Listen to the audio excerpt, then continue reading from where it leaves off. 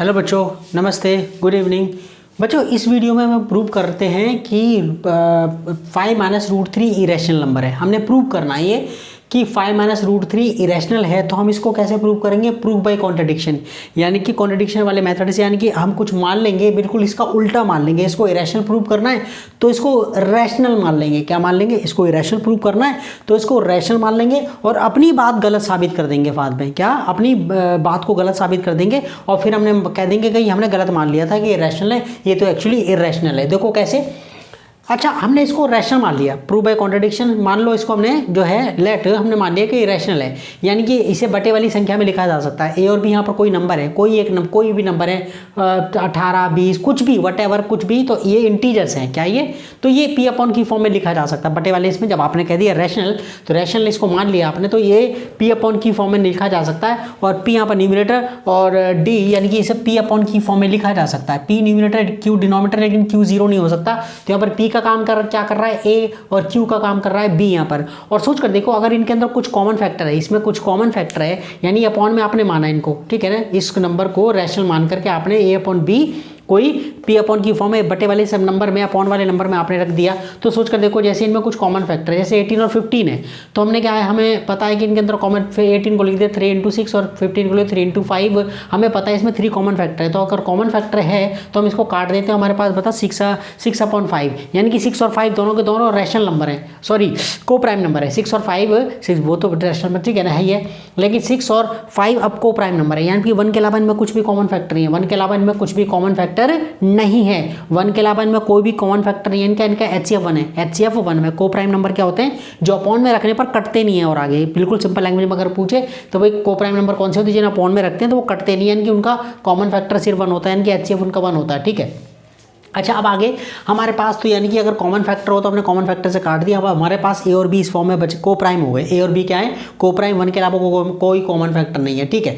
अब इसके बाद हमने क्या काम करा? हमने जो है ना, अब इसके अंदर जो है, जो भी ऐसे वाले क्वेश्चंस के अंदर जो भी आपका √2, √5 कुछ भी हो, उसको आइसोलेट कर लो। तो मैंने क्या काम करा कि √3 को मैं राइट हैंड साइड पर ले गया, √3 को मैं राइट हैंड साइड पर ले गया और इस वाले को यहाँ ट्रांसपोजिंग कर दी। ये यहाँ पर आके माइनस में हो गया, वो वहाँ जाकर प्लस में हो गया। अब मेरे पास ये था, ये वाला, ठीक है ना, ये वाला, ये LHS है और RHS है। तो मैंने अगले स्टेप में क्या कर दिया, इसको RHS, इसको LHS बना दी, इसको RHS बना दी। क्या फर्क पड़ रहा है? क्या तराजू को ऐसे घुमा दिया, क्या फर्क पड़ रहा है? बात तो वही है, ठीक है। अच्छा, उसके बाद हम जो है, क्योंकि जब इधर उधर खींचा खांची करते हैं ना, इसको ट्रांसपोजिंग करते तब साइन चेंज होते हैं। यहाँ पर तो हमने घुमा दिया, इसको क्या कर दिया? घुमा दिया। तो √3 आ गया, √3 = 5 - a अपॉन b आ गया। अच्छा, इसके बाद हमने क्या करा? इसको एलसीएम करा, सिंप्लीफिकेशन करा, इसके नीचे 1 लगा दिया। 1 और b का हमें बताया कि आपका एलसीएम क्या होगा? b होगा। तो 1 से डिवाइड करा b को, 1 से डिवाइड करा b को, तो b आया, b ऊपर जाके मल्टीप्लाई हो गया 5 से, ठीक है। और ये b से b को डिवाइड किया तो 1 आया, 1 ऊपर जाके a से डिवाइड किया। वो मैं जो वीक बच्चे उनको बता रहा हूँ, प्लीज़ जो थोड़े इंटेलिजेंट बच्चे इस बात का ध्यान रखा करो कि you have to take care of, ठीक है, एवरी काइंड ऑफ स्टूडेंट। तो यहाँ पर थोड़ा सा 5b - a अपॉन b हमारे पास एलसीएम ले लिया। अब हमारे पास ये √3 = 5b - a अपॉन b आ गया। अब मेरी बात सुनो, यहाँ पर a और b, 5 तो इंटीजर है, ये तो पता ही है, और a और b हमने इंटीजर माने हैं, a और b तो इंटीजर माने, तो हमारे पास खिचड़ी पकी इनकी।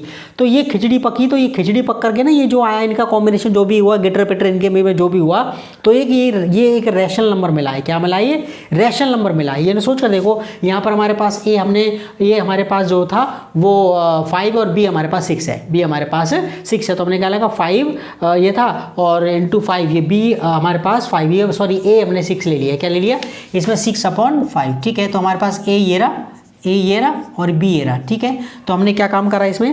5b, 5 × 5 5 तो ढंग से लिख दूँ, ठीक है। ये तो 5 × 5 b ये रहा और -6 ये हमारे पास ये 6 था, और अब b हमारे पास नीचे 5 आ गया। हमने 25 - 6 ये 19/6। आपको पता है ये रैशनल नंबर है, non terminating but repeating number है। क्या रैशनल नंबर 2 टाइप के होते हैं ना, एक तो टर्मिनेटिंग या फिर नॉन टर्मिनेटिंग बट रिपीटिंग। तो ठीक है, ये पूरा नहीं कटेगा लेकिन एक जैसा रिपीट होता जाएगा, एक जैसा, यानी कि रैशनल नंबर है। क्या ये रैशनल नंबर है?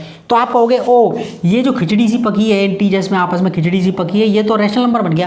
तो यानी कि इसके सामने वाला, अब ये इक्वल का साइन तो है, तो जब ये अगर बुरा इंसान है तो ये भी बुरा इंसान होगा, ये अगर अच्छा इंसान है तो ये भी, क्योंकि इक्वल का साइन आपने लगा रखा ना, इसका मतलब ये रैशनल नंबर है, ये रैशनल नंबर है तो ये भी तो रैशनल नंबर होगा। लेकिन ये रैशनल नंबर ही हम ये जानते हैं कि √3 इरेशनल नंबर है, हम ये जानते हैं कि √3 इरेशनल नंबर है, यानी कि हमने ये वाली बात झूठ साबित हो गई, ठीक है ना। यानी कि हमने क्यों झूठ, हमारा गलत बात साबित की होगी, क्योंकि इसको हमने जो है रैशनल मान लिया था, एक्चुअली में ये इरेशनल नंबर है। क्या ये इरेशनल नंबर है? तो अब हमें समझ में आ गया कंसेप्ट। अब मैं कॉपी में कर रहा हूँ, क्योंकि प्रेजेंटेशन कैसे करके लिखोगे मैं आपको बुक में सेम चीज़ वही लिख कर दिखा रही, बिल्कुल 2 मिनट का काम है, ठीक है ना। देखो जरा, अब आगे देखते हैं इसकी प्रेजेंटेशन कैसे लिखेंगे। अच्छा, क्वेश्चन है कि शो दैट 5 - √3 इज इरेशनल। तो हम सॉल्यूशन में सबसे पहले लिखते हैं लेट अस अस्यूम, मान लो टू द कॉन्ट्रेरी, कैसे इरेशनल प्रूव करो तो रैशनल मान लेंगे, उससे उल्टा दैट 5 - √3 इज रैशनल।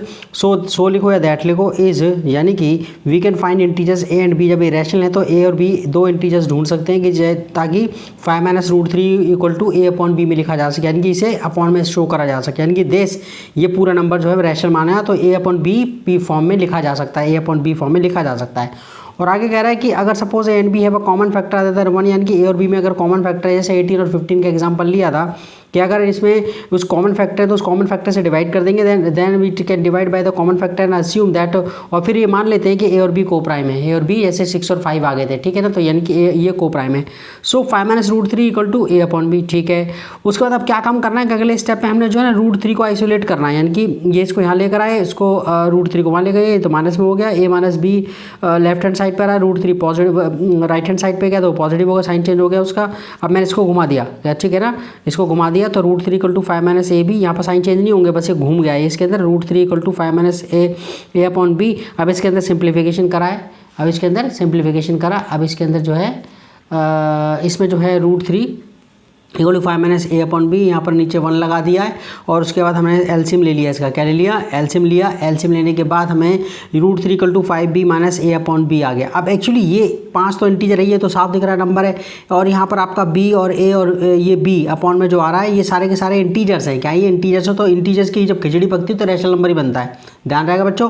जब इंटीजर्स की खिचड़ी बनती है तो कुछ भी प्लस माइनस डिवाइड वगैरह, ठीक है, जब आप करते हो उसको तो आपको रैशनल नंबर ही मिलता है, बस 0 नहीं होना चाहिए डिनोमिनेटर में, बस, ठीक है। तो कहता है इसके अंदर ये कि बाकी का आपको रैशनल नंबर ही मिलेगा, तो यानी कि ये आपका, अब यहाँ पर आपका ये रैशनल नंबर कह दिया आपने, और ये रैशनल नंबर आपका ये सारे इंटीजर्स, तो आपको रैशनल नंबर पूरा 5b - a/b पूरा जो खिचड़ी पक्का रिजल्ट आएगा वो रैशनल नंबर है, और यानी कि और ये इसके बराबर है। तो ये इक्वल का साइन इसलिए होता है कि जब ये जैसा ये है वैसा ही है, तो यानी कि ये रैशनल नंबर तो √3 भी रैशनल होना चाहिए, लेकिन हमें पता है √3 रैशनल थोड़ा नहीं होता, वो तो इरेशनल होता है, यानी कि हमने उल्टा मान लिया था, नहीं गलत मान लिया था, यानी कि हमारा सोचना ही गलत है, असम्पशन ही गलत है हमारा, जो उसका मानना ही गलत है। Since a and b are integers, क्योंकि ए और बी इंटीजर्स हैं, we get 5b - a/b is rational, क्योंकि इंटीजर्स ए और बी और ये 5 तो इंटीजर है ही है, ठीक है। तो इनके खिचड़ी पकने से जो बना वो रैशनल नंबर हो गया, एंड सो √3 इज रैशनल। लेकिन इसका मतलब है इसके सामने जो आ रहा है वो √3 वो भी रैशनल हो गया, but this contradicts the fact that, लेकिन ये तो सच्चाई का बिल्कुल उल्टा विरोध है करता है, दैट √3 इज इरेशनल। ये जानते हैं ऑलरेडी हम कि √3 इरेशनल है, √3 इरेशनल है, ये जानते हैं। दिस कॉन्ट्रडिक्शन हैज अराइजन, वही स्टेटमेंट है, दिस कॉन्ट्रडिक्शन अराइजन, ये कॉन्ट्रडिक्शन पैदा हुआ है because of our incorrect assumption that 5 - √3 is rational. ठीक है, सो वी कंक्लूड, इसलिए हम निष्कर्ष निकालते हैं, so we conclude that 5 - √3 is rational. तो हमारे पास ये वाला क्वेश्चन हो गया। उसके बाद हम जो है एग्जाम्पल, ओके, फिर नेक्स्ट वाला एग्जाम्पल करेंगे, उसके बाद हम एक्सरसाइज करेंगे। ओके बच्चों, okay, enjoy mathematics, okay, bye, see you.